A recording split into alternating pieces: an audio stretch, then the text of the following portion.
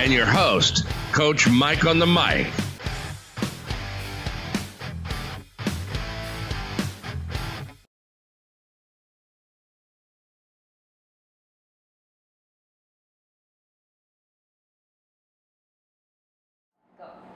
Coach Mike here, CEO of Recovery Systems. It's our pleasure to work with many fine clinics across Asia Pacific, and today we're in Ho Chi Minh City in Vietnam, and it's our pleasure to be at Maple Healthcare and Steve Brandl. G'day, Steve. Yeah, nice to meet you. Good to see you again. Yeah. So, Steve, tell us about Maple Healthcare and a little bit about the services offered here. Okay, so Maple Healthcare, we are a brand existing since more than 5 years in Vietnam. We have now 3 clinics. We're gonna focus on healthcare, as the name say. Our main focus is chiropractic care, but my work here is combined decongestant therapy, basically the treatment of lymphedema. Right. So with decongestive therapy, the symptom is swelling in many cases, isn't it? Yes, decongestant, I want to reduce the swelling, so we're going to talk about symptoms of swelling. It's the right wording. Swelling is a symptom, not a disease. Indeed. So what sort of conditions cause swelling?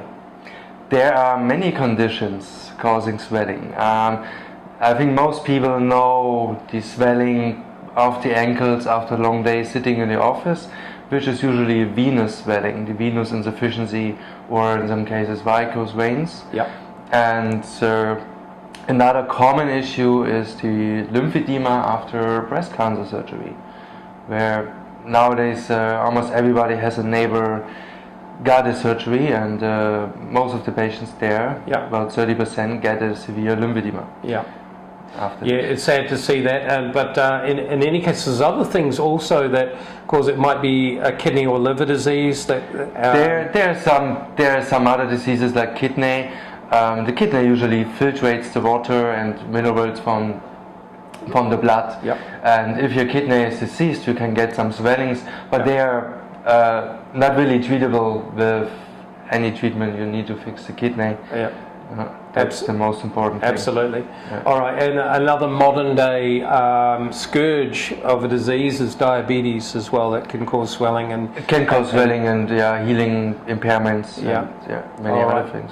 So our category of product, commonly known as intermittent compression therapy, it has been used as a part of the treatment protocol. Can you talk us through some of the use cases for that, and also, if you're able, some of the outcomes that you've seen in different situations? Yeah. Okay. There, I would like to start just to make a separation. 2 main kinds of edema we distinguish. One is dynamic insufficiency. Dynamic means our heart usually pumps blood out to the tissue to bring nutrients there, and the venous system takes up the metabolic end products, the waste products, and bring it back to the body center, which is the dynamic flow. And if in this dynamic flow I have an influence and disturbance, which is usually coming from the venous system, I call it a dynamic insufficiency. Right. And these are usually the swellings I have after a long day sitting in the flight, in the office. Maybe athletes as well have that. Yes. Athletes as well, for sure, overpowering. Yeah. They're using a lot of blood, a lot of oxygen, a lot of nutrients. And a lot of blood means also a lot of fluid, which is not always easy to get back to the body center, to the heart. So this dynamic insufficiency is the first part. And we have the second is the mechanic insufficiency, which it's a kind of treatment I focus on, which is usually happening after cancer surgeries, where I damage the lymphatic system. Right. So the body can't keep up with the the lymphatic system. Usually, when our body transfers blood to the tissue and takes it back, about 1 to 10% of this filtrated fluid gonna drain back by the lymphatic system. Right. Once I have a disease, a mechanic insufficiency, my body, for example, surgery breast cancer, can't take up the fluid from the arm. About 1 to 10% of my normal fluid can't flow back. Right. for a while my body can compensate it over months or years, but this fluid starts to Build up. step by step, build up, and can't flow back without any kind of treatment. Right. This is the mechanic insufficiency. Okay. And there are some combined versions, but they are usually advanced diseases you will never see except your specialist. Is that typically only that scenario only in the arms, or can it be in the legs as well? Yes, lymphedema can be in the legs, can be in the arms, can be even in your face. Right. Or also actually genital cancer can be the genital. Right. So lymphedema can be everywhere in the body. Okay. There can be some surgeries or even some injuries causing this. Right. One example, knee replacements or knee arthrosis surgeries. In the very past, they did not cut longia, they did it queer through the joint, and they destroyed sometimes the lymphatics. Oh, yes. And this caused lymphedema in some patients. Yeah. So they figured out we have to cut like this, we cannot cut clear. So what's the role of IPC, or intermittent compression therapy, in helping to reduce or manage the amount of fluid in an arm or in a limb, because typically arms, sometimes legs, or maybe even elsewhere? What's the role of intermittent compression? Okay, the role, so that's why I distinguish the two parts.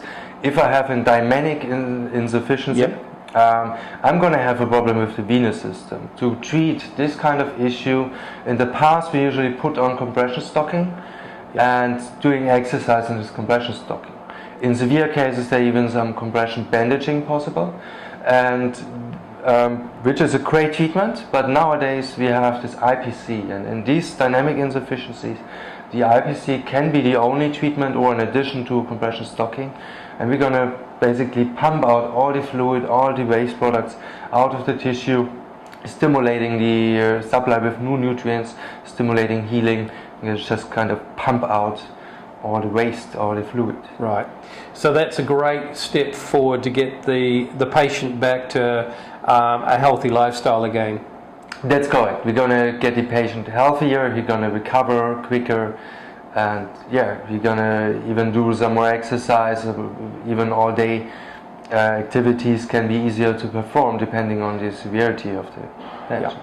Well, Steve, it's been great. It's been great working with Maple Healthcare in recent times here in Vietnam, and it's great to have a real asset like yourself working with our product, with our intermittent compression product, in order to help what is, unfortunately a growing illness in developing countries like Vietnam. So we're very grateful to have you on board, and thanks for taking the time today to talk us through the various aspects of your job and how we've in many ways helped some patients as well. Yeah, thank you very much. Thank you very much. For your support. Cheers. Yeah. All right.